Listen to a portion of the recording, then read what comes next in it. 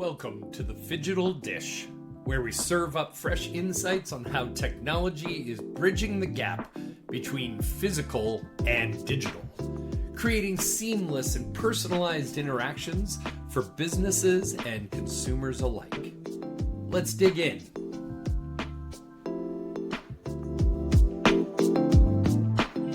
Here with the inaugural episode, one of one. So we got to start somewhere. How are you doing today? We do. We have to start somewhere. I'm doing well. Probably better than I could be. You know, I came off the road this week. I was traveling in Houston, and I had to make my own coffee this morning in my house. You know, that, I mean, it comes with the territory, right? When I'm out on the road, I might be able to get it from a barista or from a robot or from somebody else. But, I had to use my own machine this morning. Well, let's chat on it. I know you're a coffee guy. I've had the pleasure of going to many unknown coffee shops to anybody else. You seem to be able to spot them out.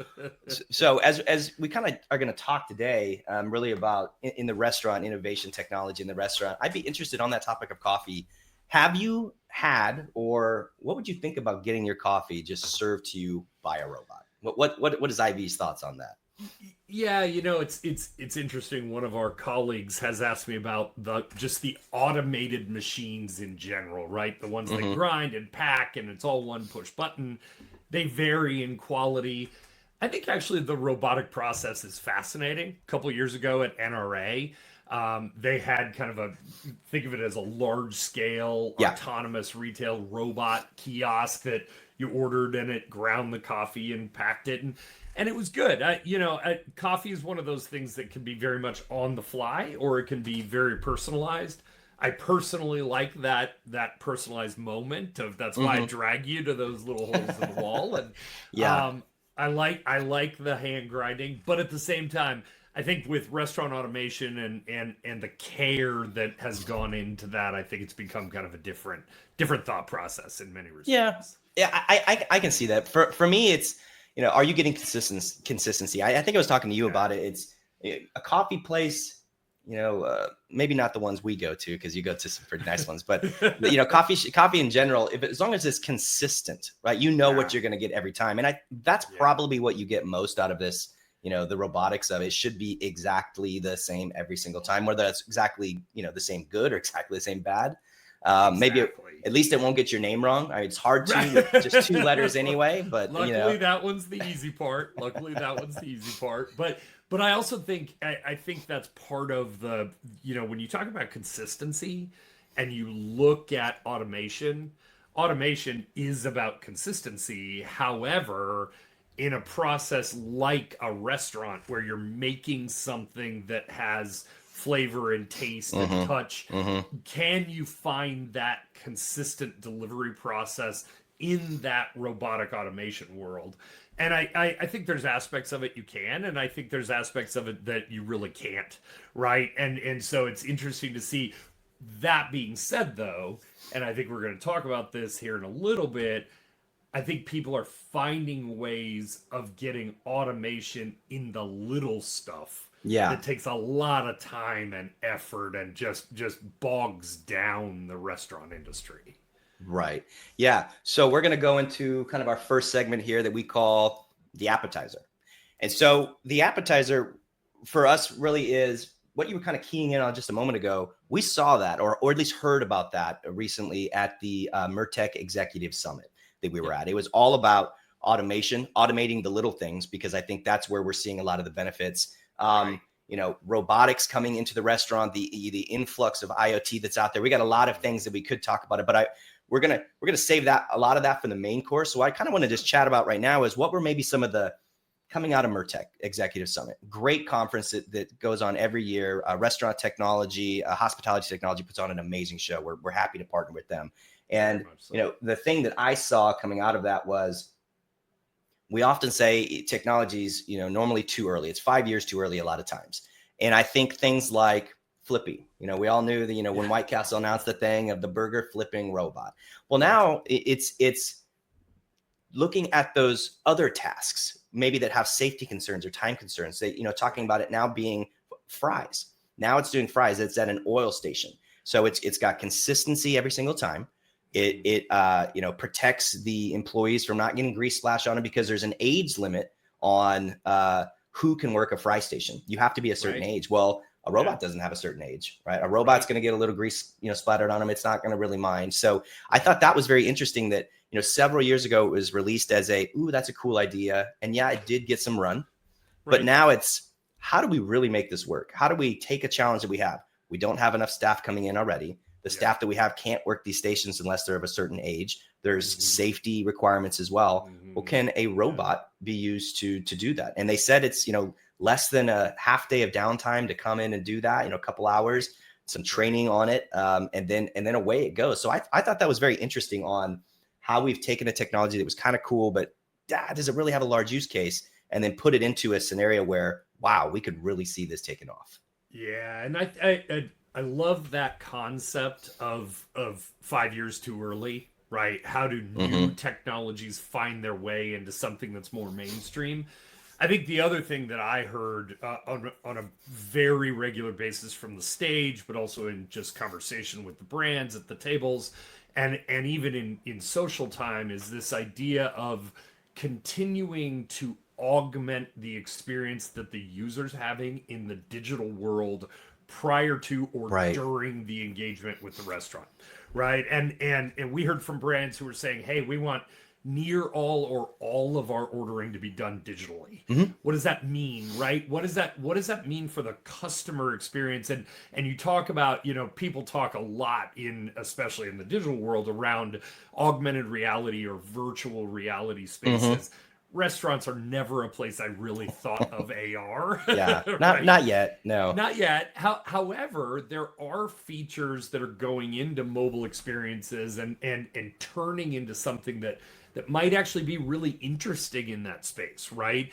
And when you want to know, hey, I'm going to a restaurant I've never been to, I want to look at images of the dish, but can you make that even more so that I get a sense of what that dish is going to be like when it comes to the table? Yeah. And that was a very different conversation, because I think, to your point around Flippy was super interesting 5 years ago because it was a cool idea. Now it's becoming mainstream. AR kind of sat in that realm of, ooh, it's super cool, but is it real yet? And so I think you kind of got both aspects of that in the conference. I think the other thing we heard is restaurants are continuing to try to find ways to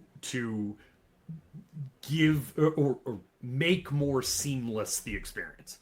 How do they make the transaction more frictionless than it already is?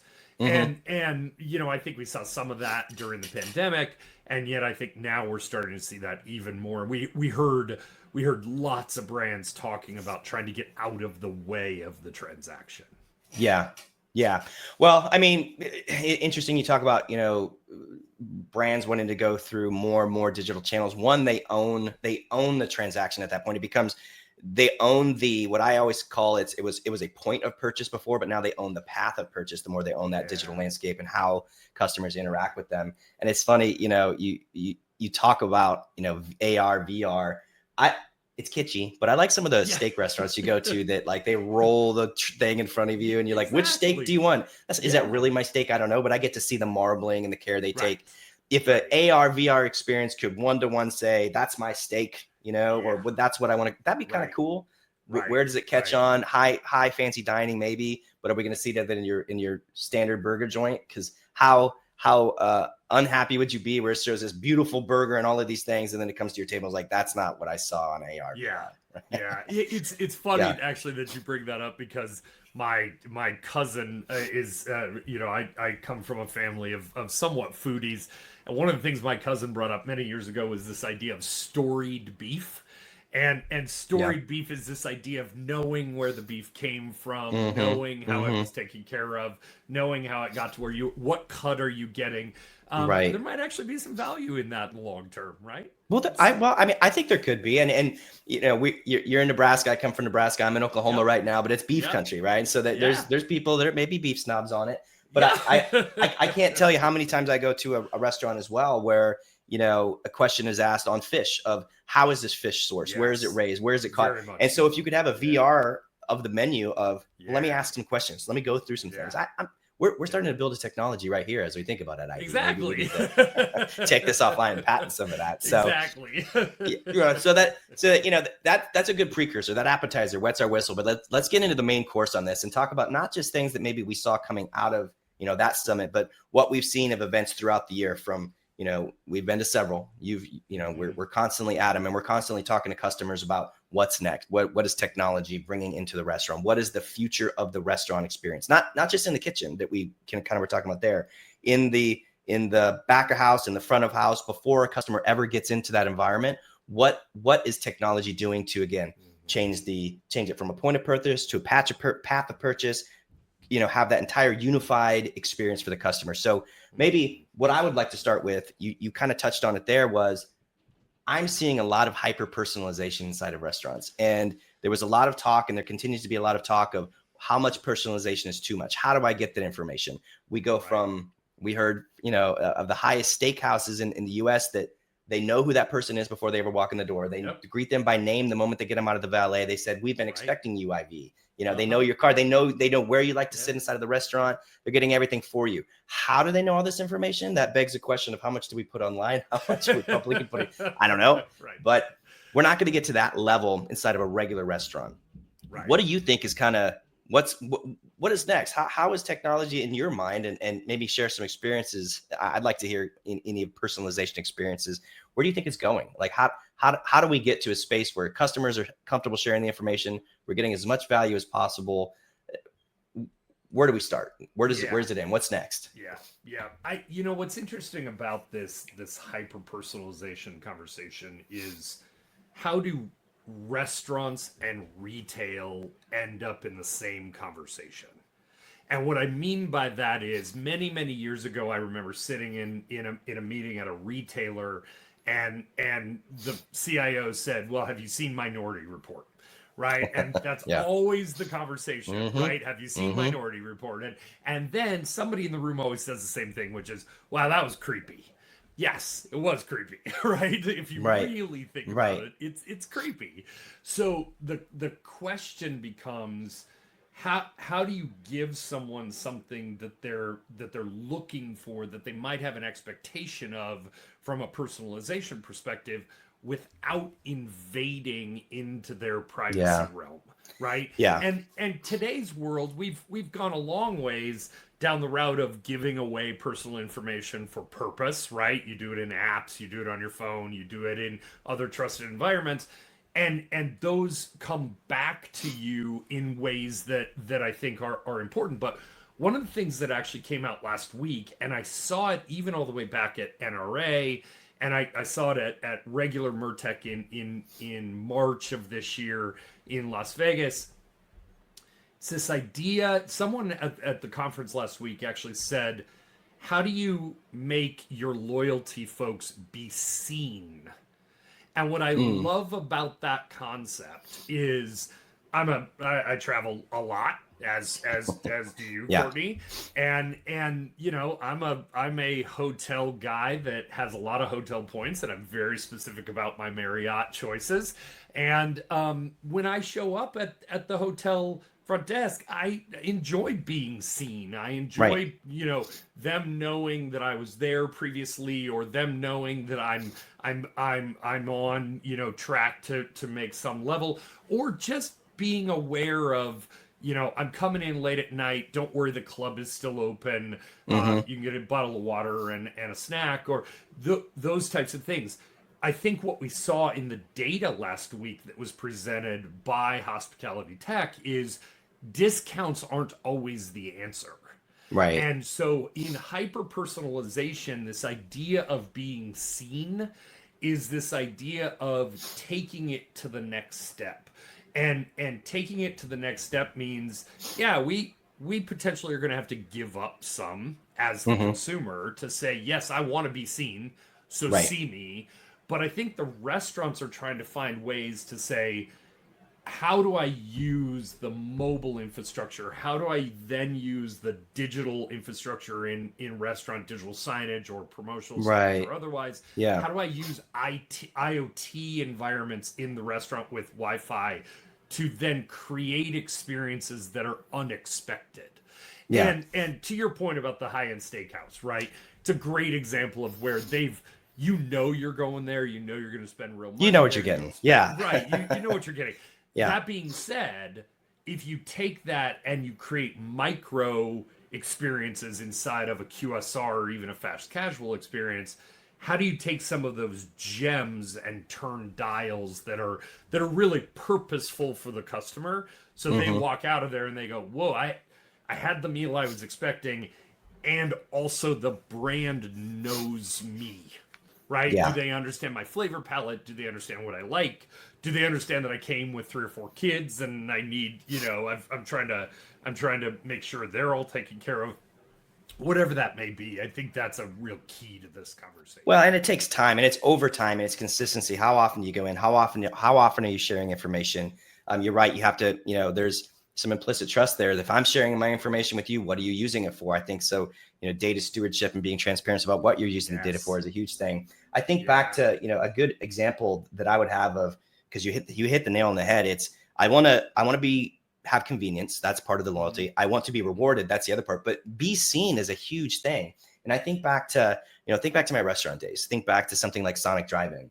Well, there was a huge undertaking to replace those 200,000 plus stalls that are all out there and make them all the digital format. It was previously with service at the speed of sound, right? You push the red button, but now you're pulling in, and the mobile app was a launch as part of that. When you pull in, it says, "Welcome IV. Do you want to order your last order?" There's preferences saved in there. It has your name. It's creating a personal touch on a really non-personal transaction. There's no personality there. It's technology to technology, but injecting that, pulling in, there was at a time it was pulling in maybe social media feeds and things like that. It's moved away from that a little bit, but I've seen more organizations do that when you log into a mobile app, or you've clicked that box once to say, when you enter these restaurants or these grounds, that we're going to link to you. We're going to pull your information as you walk by things. It says, "Hey, Court, good to see you in this section. Do you want these types of things?" Is it getting Minority Reporting? How do they know I'm standing right there? I don't know. But me as a technologist, right? I think that's pretty cool. I'm all about convenience, speed, time. Time is a resource as well, especially if you're with those 3 other kids and you just want to get what you need as quickly as possible. Yeah. So yeah, make it easier, reward me, but be seen. I think that's a huge thing, and digital plays a huge part of that. It does.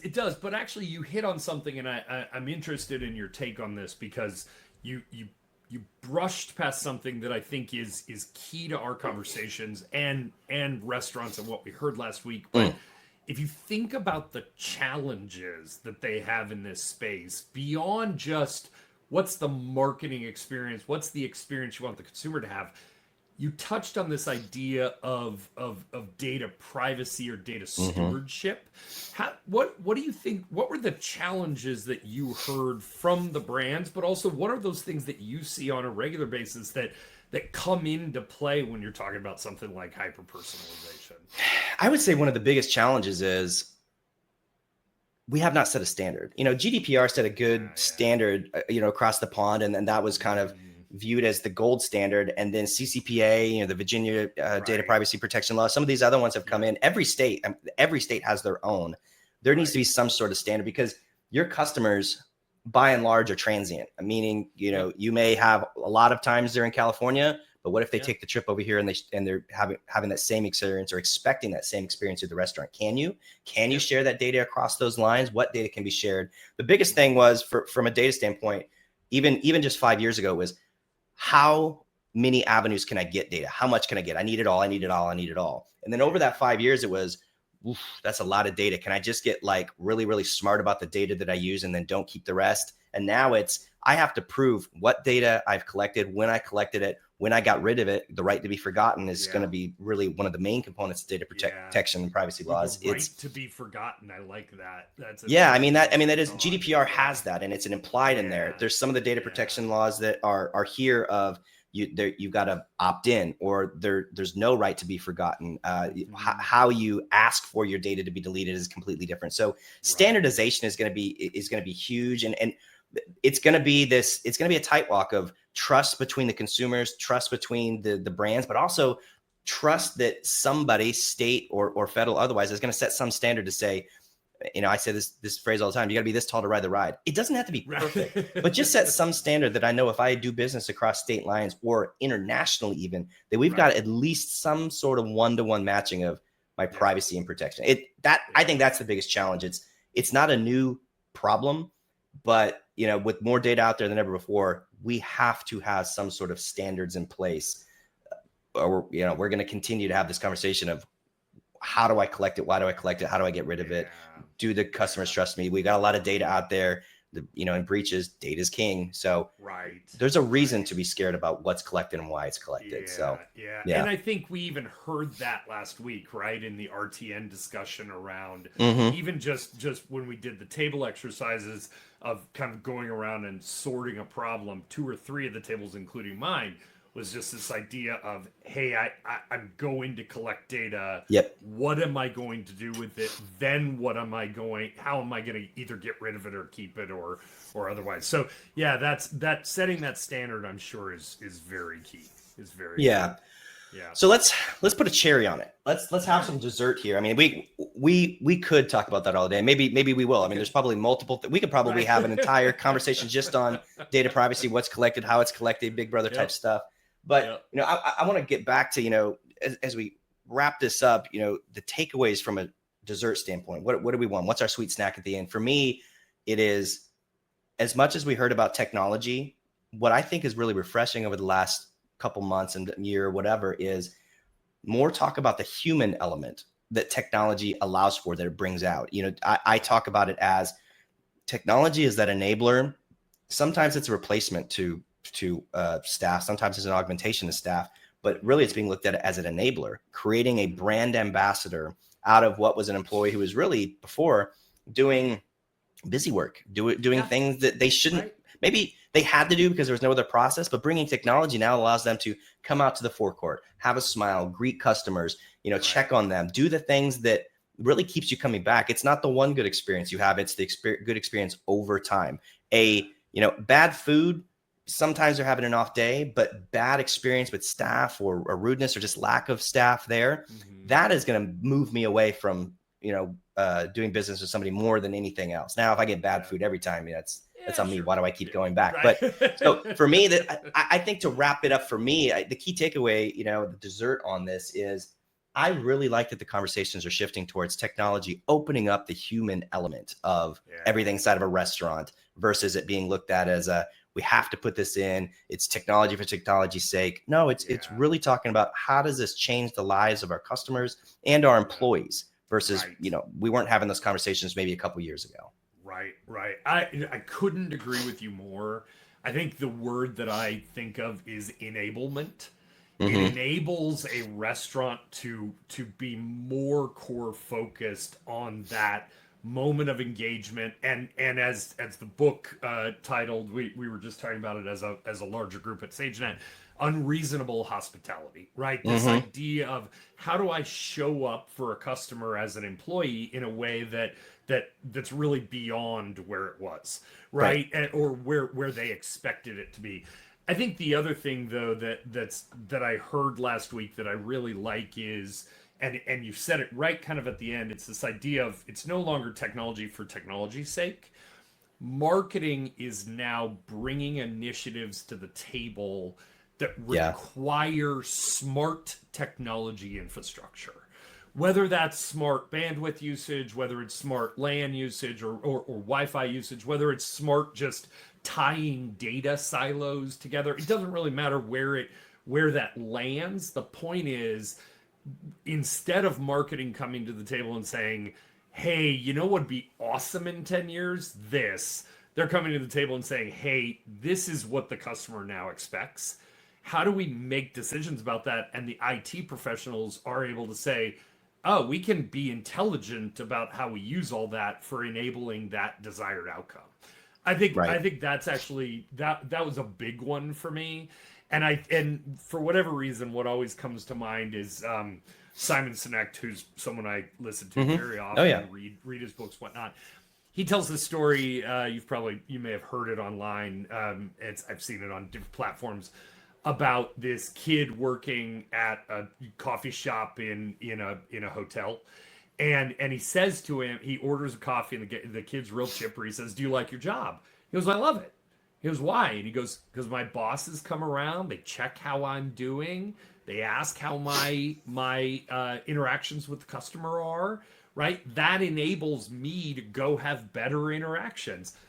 If the technology's in the way, or to your point, if they're doing mundane tasks over and over again that technology could do, that reduces that value proposition, and then subsequently it hurts the customer experience. Yeah, an unhappy employee, an unmotivated employee, an unengaged employee is going to not create an engaging experience for the customer. We've seen it time and time again. So, that's a good cherry on top. I mean, that's technology creating more human experiences. So, awesome. Great. I mean, we didn't cover everything. Honestly, I don't even know if we covered anything. We just kind of had a conversation on technology coming in the restaurant. It's clear that we're going to have a whole lot more on this. And you know what? Look, we're going to have a lot of time on this because we sure are. The Phygital Dish ain't going away, right? And so this was our first foray into it, and we hope everybody enjoyed it listening to us. I'm sorry you got to hear us for 20 something minutes, right? But we hope we're bringing some good insights to it's a good drive to the office, and then you're off and running for the day.